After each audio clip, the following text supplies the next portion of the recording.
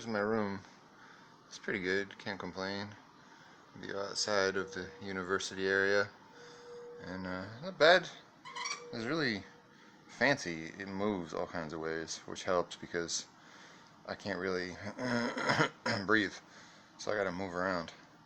And I woke up around 2:30, waited a little while to kind of be patient, and then called for the nurse, and she came and unhooked me from all the various different things I'm connected to the hospital with.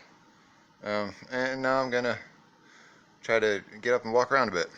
I had a bit of a false start because I got my wheelchair all ready. I push it around like a crazy old home bum with a caddy, and then if I get too tired I can sit down in it. I got it ready. I think I might have done some breathing exercises, and then duty called. My body's so out of whack. I don't know what it wants to do when, but when it tells you you're gonna do this, that's what's gonna happen. So I had to hang out in the bathroom for a while. But I just walked the whole floor without taking a break, which is an improvement. I'm real congested in my chest. I think it has to do with the fact that I actually slept almost straight through last night, and I must have been kind of slouched. But I mean, I'm doing really well. It looks like I'm gonna be out of here Monday, most likely. They're little by little taking more and more cables and wires and tubes out of me and discontinuing more and more pills and treatments.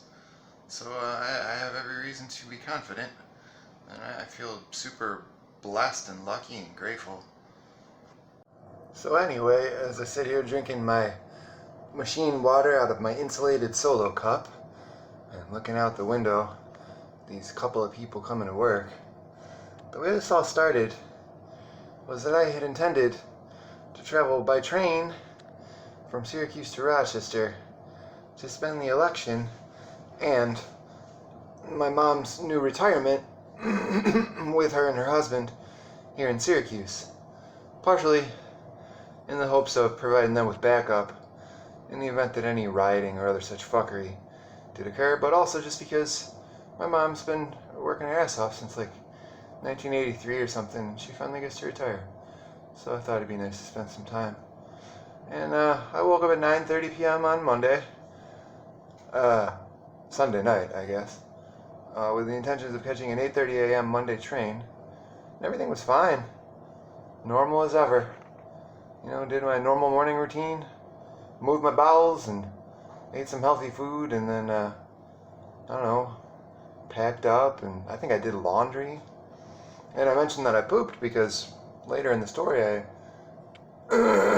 was incorrectly diagnosed with being constipated. Turns out it's a lot more than that. So I, got on the bus, walked across the river to the train station, and of course the train was a little late. And then they called us and brought us to the platform. You gotta go through an underground area and up an escalator.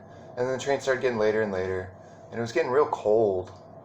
And I was talking to this kid, and then out of nowhere it hit me. I had this really weird twinge on the left side of my chest that went up towards my shoulder. It was like being stabbed with a knife made out of electronic bubbles. It was really strange. And the pain shot down my core and rested in my lower abdomen on both sides of my navel, as well as my lower back. And I bent down. I thought, am I having a heart attack? And I straightened up, and I couldn't really breathe, and my abdomen felt really tight. And they moved us down to the train. So the conductor comes to collect the tickets, and I say to him, you're going to have to give me a heads up when we're getting close to Syracuse, and I'm going to need to be assisted off the train. I told them what was going on. Didn't really get worse or better. I got to Syracuse, they escorted me off the train, got down into the lobby, security guard got me a wheelchair, my mom got me into the car and asked me if I wanted to go to the hospital or whatever. I said, why don't you take me home and check all my vital signs and see what you think. She convinced me to go to the hospital, so we went to the Community General campus of this State University of New York upstate teaching university hospital system, which is just right up the hill from her house. She lives in a nice little wooded valley. And a community general hospital was some time ago bought out by this big, huge State University of New York hospital system. So I went up there, and they're pretty cool. Before too long, they gave me Toradol and some anti-nausea medication, and they ran a CAT scan of my lower abdomen with contrast minerals, or elements, whatever you want to call them. And very embarrassingly, they said, "Dude, you're constipated." Which is weird. I'm never constipated. I shit every morning like clockwork. But I was like, alright, cool. That's a great... Embarrassment is much better than danger. So they sent me home. I was hanging out with my mom, and she was watching some TV thing, and I fell asleep on the couch. I was like, I better go to bed. I went down, like, ate something, and I just tossed and turned for 4 hours. And apparently I deleted the rest of the story. So I went down and tried to go to bed around 8 o'clock and tossed and turned for 4 hours till midnight. I never have a hard time sleeping. When finally I got kind of frustrated and was ready to get out of bed, and it occurred to me then that my throat was really, congested. I had a lot of mucus, so I thought I could really serve to clear my throat. So I tried to, but what was in my windpipe wasn't glue, it wasn't mucus, it was water. And I sat up, and my right side of my chest, kind of the bottom of my rib cage, sort of my upper abdomen, had been bubbling all night. And I just attributed it to the alleged constipation. I figured, I'm never constipated, so how do I know what it's supposed to be like? So I sat up, and there's this water in my chest that I can't clear out. And I got all nervous, and I thought, oh man, am I starting to come down with pneumonia? Do I have coronavirus? I went upstairs into the bathroom, and I'm going to run the shower with the hopes of the steam clearing out my chest. And out of curiosity, I'm like, what the fuck is this in my chest that I'm clearing my throat? This is water. So I spit it in my hand, and it was blood. It wasn't blood mixed with spit. It was just blood. And so I was like, all right, well, I'm obviously going to have to go to the emergency room. And my experience with having been there many, many times since the early 80s for various broken bones. And when I was a kid, I had croup, which is actually what gave me the idea to run the shower. So I figure I'm going to take a shower first and, put on a nice clean pair of pajamas because I'm going to be in the ER overnight.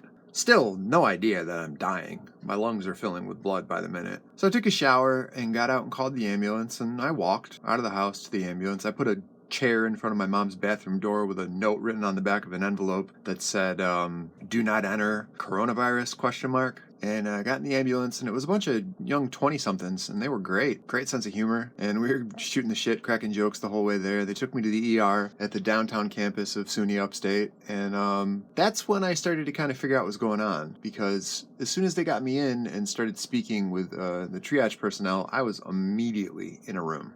People were coming in right away, being very calm and friendly, so much so that it was obvious they were trying to keep me calm. But, luckily, I was still above freaking out. And 6 hours went by with a lot of different people coming in to see me and talking to me. And finally, there was this doctor, this Peruvian guy, who apparently was quite adept at the use of what they were calling an echo, which to me looked like what they give a woman a sonogram with. And he was scanning around on my chest and came to the conclusion that my aorta, which is the large artery that comes out of your heart and loops up in a candy cane shape and then runs down, ultimately spreading out and into your legs. I guess this is pretty much what delivers the vast majority of the blood that your heart pumps out. It had dissected. And what that means, I think, is that I had an aneurysm in this artery. And since it's a series of concentric tubes, they're coming apart. And apparently that's really, really bad. I didn't realize how bad until, a couple months later. I'm sitting here in my apartment. I was at my sister's house the other day, and she is a cardiac ICU nurse. I should be dead, 5 times over. So then the surgeon comes in and is like, here's what's going on, and we need to operate in 20 minutes or you're going to die. Luckily, I'm still not freaking out. But it occurred to me that my mom was dropping her car off at Driver's Village to have it inspected, ass early in the morning, like 5 or something, and it was currently like 6. So I figure she should be done. I'm like, can I call my mom and have her come here? And they're like, how far away is she? And I'm like, well, this is the scenario. She's probably on 481 driving by us right now, and could just hop off and scoot down. And they let me call her, and she came, and she showed up, and they let me talk to her for a minute, and she looked at the scan that the Peruvian doctor guy, I think his name was Dr. Mendoza, had created, and the surgeon, Dr. Waterford, who's a really cool guy, and instilled a lot of confidence in me with his professionalism and cool demeanor. He told me, upon me asking him, that there was a 90% chance of me surviving, which, as I now understand it, means 100%, but they're just being, cautiously scientific. And he said, we're going to give you a new heart valve. Do you want a mechanical one, or we can give you one made out of cow cells? And immediately, that kind of freaked me out a little bit. I've been a vegetarian. I eat fish now. I've been a vegetarian so long that even though I've been eating fish since 2002, I still call myself a vegetarian out of habit. So I was a little weirded out about that, but then the alternative, the mechanical valve, it was explained to me would require constant use of the drug Coumadin, which demanded regular blood testing to make sure my levels were all right, and would just really have me tethered to the medical system much tighter than I would enjoy. So I opted for the bovine one.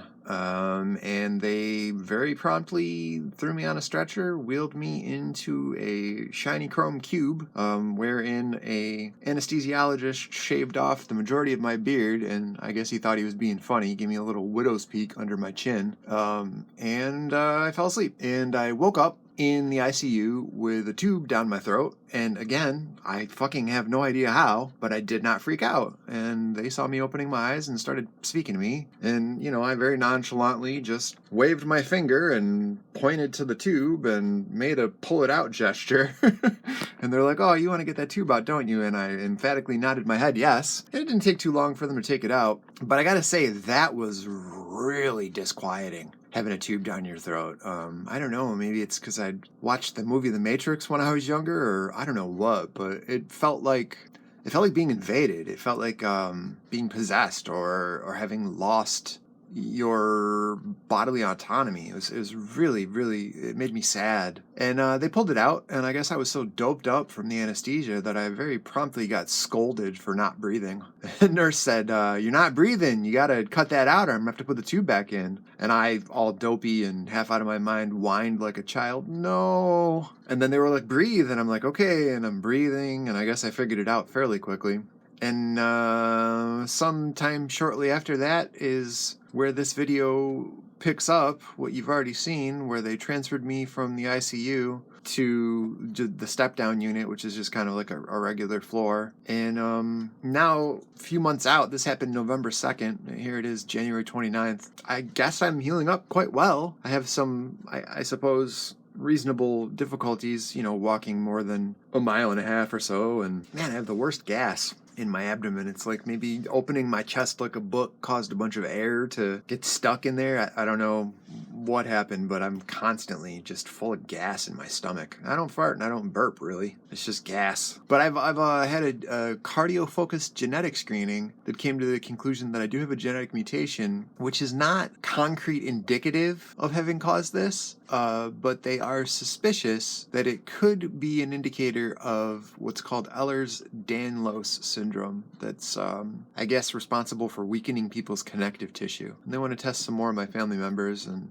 then maybe that will explain why this happened, because like I said, I've been told over and over again, you have a really healthy heart, you're doing okay. And I mean, I was kind of fat. I was like pushing 250, but I'm 6'2", so that's not that fat. And that's another crazy thing. I'm down to 204 now. So the moral of the story is don't have a genetic disorder. And also, I was a smoker for like 27 years. Don't do that. Don't eat sodium-enriched processed food. It's not worth it, because if I didn't have a genetic disorder and a strong, healthy heart, that certainly would have been the cause.